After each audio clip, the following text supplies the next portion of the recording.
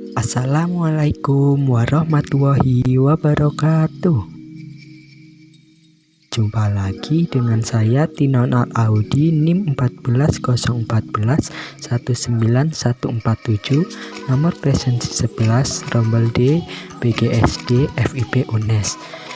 Kali ini kita akan membahas materi kelas 5 semester 1, tema 2 mengenai udara bersih bagi kesehatan, subtema 1, cara tubuh mengolah udara bersih.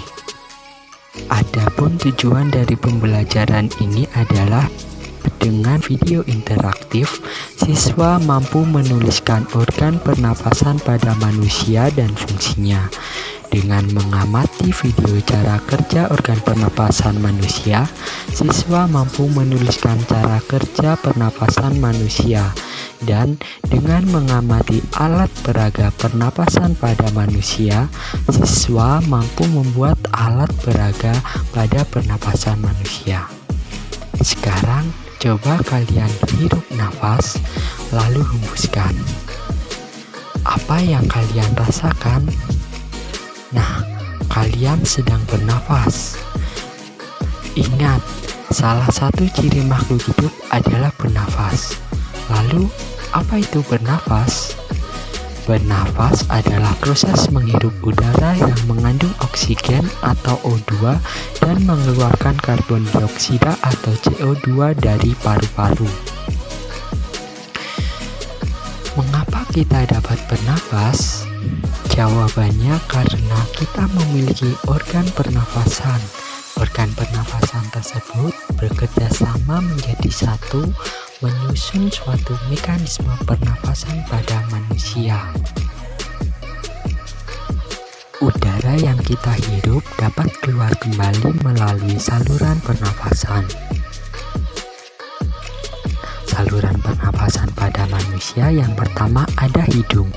Di dalam hidung, udara mengalami berbagai perlakuan seperti disaring oleh bulu-bulu hidung dan mengalami penyesuaian suhu oleh lendir yang ada di hidung, sehingga kita lebih baik bernafas menggunakan hidung ketimbang mulut.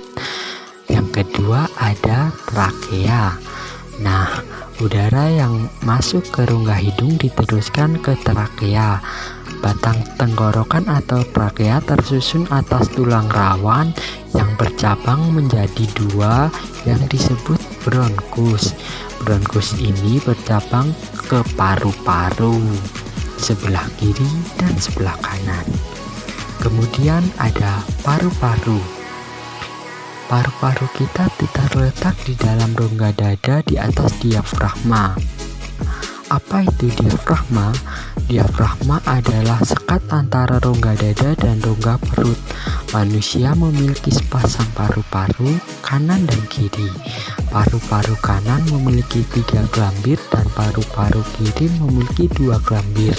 Paru-paru dibungkus oleh selaput tipis yaitu pleura.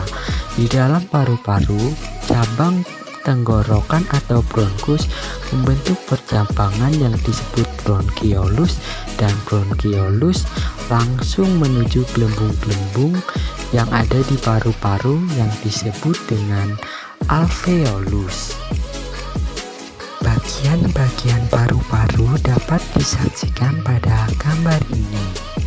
Nah, di dalam alveolus terjadi pertukaran antara oksigen dan karbon dioksida. Oksigen akan diedarkan ke seluruh tubuh oleh darah untuk membakar sari-sari makanan atau oksidasi. Kemudian, oksidasi tersebut akan menghasilkan energi yang dibutuhkan tubuh kita untuk kegiatan. Berikut akan disajikan contoh sederhana alat peraga agar kalian dapat memahami bagaimana cara paru-paru kita bekerja.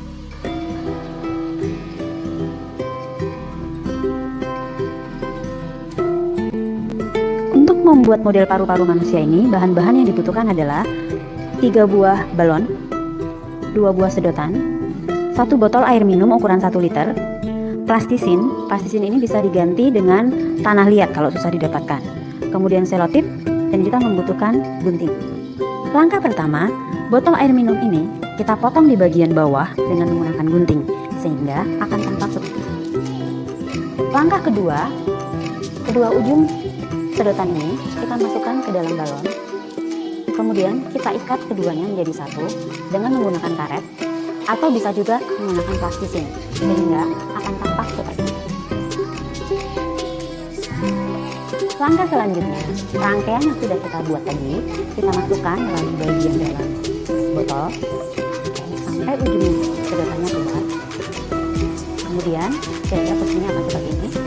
Kemudian bagian atasnya kita tutup dengan plastising. Pastikan kita menutupnya rapat sehingga tidak ada udara yang bocor, tapi yang masuk dan keluar. Langkah selanjutnya, satu balon yang tersisa kita akan potong di bagian sini kira-kira. Kemudian kita coba sedikit renggangkan dan kita akan pasangkan di bagian bawah botol sehingga akan tampak seperti ini. Kemudian anak akan mengamati apa yang terjadi ketika ini kita tarik, lepas, lepas, dan mereka akan mencoba menghubungkannya dengan sistem pernapasan manusia. Karena ini, apa yang kita buat ini mewakili model sistem pernapasan manusia, di mana bagian bawah ini merupakan perwakilan diafragmanya yang balon biru, sedangkan kedua balon merah di sini itu mewakili paru-paru, dan sedotan di bagian atas ini mewakili trakea, mulut, dan hidung. Ketika menarik balon yang di bagian bawah, balon paru-paru akan mengembang dan mengempis. Keadaan ini terjadi sewaktu kita bernafas. Keluar masuknya udara pernafasan terjadi karena perbedaan tekanan udara di luar dan dalam paru-paru. Tekanan udara di luar bersifat tetap, tetapi tekanan udara di dalam paru-paru berubah-ubah. Paru-paru mengembang dan mengempis karena perubahan tekanan udara di rongga dada dan rongga perut. Perubahan ini terjadi akibat kontraksi otot-otot pernafasan.